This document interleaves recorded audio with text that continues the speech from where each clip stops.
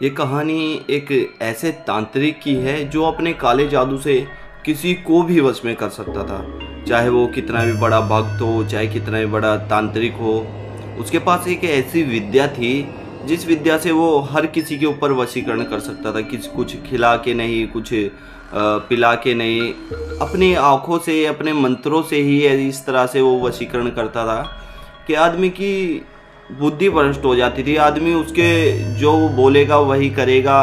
वो बोलेगा इधर बैठ तो बैठेगा, वो बोलेगा खड़ा हो तो खड़ा होएगा। इस तरह की बुद्धि घुमा दिया करता था। ये लोगों को बात समझ नहीं आई कि क्या हो रहा है क्या नहीं हो रहा है इसके साथ। तो लोगों ने सोचा कि इसको चलो एक तरीके से इसको ठीक करके देखते हैं, एक तरीके से इसको महसूस करते हैं कि क्या गलत है क्या सही है। तो लोगों ने जब महसूस किया तो उनके सामने जो आया ना, वो काफ़ी दिल दहला देने वाला था।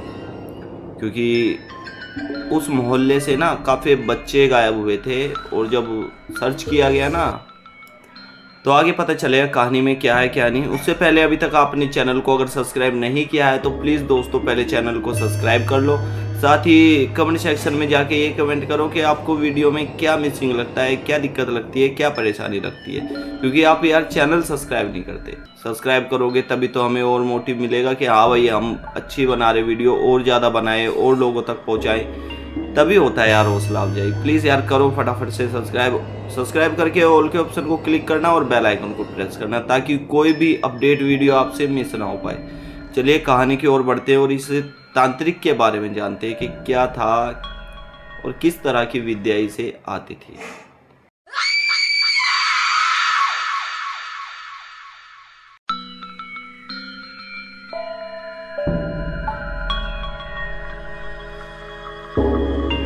इसकी शुरुआत होती है कि लोगों को जो परेशानियां हो रही थी, जो घर में प्रॉब्लम्स हो रही थी, लोग इस बाबा के पास दिखवाने के लिए जाते हैं। बाबा हाथ देखकर सीधे यूं देखता, पहले फिर उल्टे करके देखता।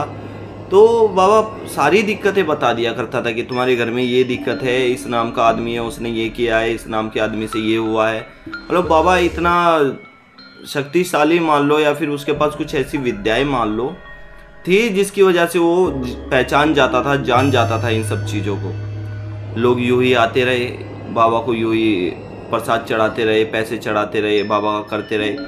बाबा ने एक मूर्ति रख रखी थी अपने, जहाँ पे स्थान था वो बैठते थे। उस मूर्ति पे हमेशा कपड़ा ढका रहता था। उस मूर्ति का कपड़ा कभी भी हटता नहीं था।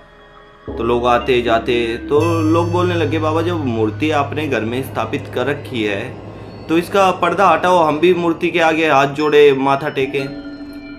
बाबा उनसे कहता है कि जो माथा टेकना है वो मेरे सामने टेको, ये मूर्ति के सामने सिर्फ मैं माथा टेक सकता हूँ। तुम लोग अगर इसके सामने माथा टेकोगे तो गलत हो जाएगा। जो मैं कहता हूँ उतना ही करो, बाकी सब ठीक रहेगा। लोग बात मानने लगे थे, बाबा की बातें चल रही थी, जो भी बता देता वो हो जाता था। ये बोल देता ना कि आज तेरे साथ ये होएगा तो होना ही था। और बाबा झूठे किसी को भी बोल देता ना कि आज तेरा एक्सीडेंट होएगा, तो उसका एक्सीडेंट होता ही था। बाबा की यूँ ही लोग बातें मानते रहे। एक दिन एक लड़का था, उसको कोई भी परेशानी नहीं थी, कोई भी दिक्कत नहीं थी। तो वो थोड़ा सा मॉडर्न टाइप था कि हाँ मैं पर्दाफाश करूँगा, तुम तो अंधविश्वास में पागल हो, ये है और वो है। तो बाबा के पास जाता है और बाबा से कहता है कि बाबा मेरे को बहुत परेशानी है मेरे घर में, और बताओ मेरे पे किसी ने क्या किया है। तो बाबा उसको बताता है कि तुम्हारे कोई पड़ोस में रहता है, उसने तुम्हारे ऊपर ये किया हुआ है, ये सब हुआ है तुम्हारे साथ। तो बाबा से आखिरी में कहता है कि मेरे ऊपर ऐसा कुछ भी नहीं हुआ, तुम झूठ बोलते हो और तुम जो भी लोगों को झांसा देते हो, आज तुम्हारा पर्दाफाश हो चुका है। तो बाबा मुस्कुराते हुए उसका जवाब देता है कि मेरा पर्दाफाश हो चुका है बेटा, ये सब तुम्हारे साथ हुआ है। उस लड़के को पता नहीं क्या होता है, उसके साथ 2-4 और गए हुए थे। वो कहता है कि हाँ बाबा जैसा तुम कह रहे हो ना वही ठीक है। उस पड़ोसी को मैं अभी जाकर सबक सिखाता हूँ। उस सेवा से खड़ा होता है, मंदिर से खड़ा होता है वो, और सीधा उस पड़ोसी के घर जाता है और उसे मारने पीटने लगता है, लड़ाई करने लगता है। बाबा की कही हुई ये बात भी सच हो गई थी। लोग और ज़्यादा बाबा पे विश्वास करने लगे थे। लोग अब इस तरह से बाबा के अंधविश्वासी में पागल हो गए थे कि खाना पीना, घर में से जो भी अच्छा सामान हो बाबा के लिए, सोने की चैन, सोने की चप्पल, सोने का मुकुट, ये सब चीज़ बनवाने लग गए थे। तो लोगों ने देखा कि ये तो कुछ ज़्यादा ही हो रहा है बाबा के प्रति, और मोहल्ले में कुछ ज़्यादा ही बाबा बाबा हो गया है, कुछ करना पड़ेगा। कई लोग एक कम्युनिटी बनाते हैं और बाबा के ऊपर थोड़ा सा रिसर्च करना शुरू करते हैं कि बाबा क्या है क्या नहीं है। तो कई औरतों के जो वहाँ पे जाती थी उस मंदिर में, कुछ कक्ष में, उनके कईयों के बच्चे गायब हो चुके थे। उनके जो छोटे थे 1 से 5 साल के बीच में थे जो, वो बच्चे गायब होते थे। और इस तरह से होते थे कि एक लड़का हुआ, एक लड़की हुई, एक लड़का हुआ, एक लड़की हुई, एक लड़का। कभी भी ऐसा नहीं हुआ था कि 2 लड़की एक साथ गायब हुई हो। लड़का लड़की लड़का लड़की इस तरह से गायब होते थे।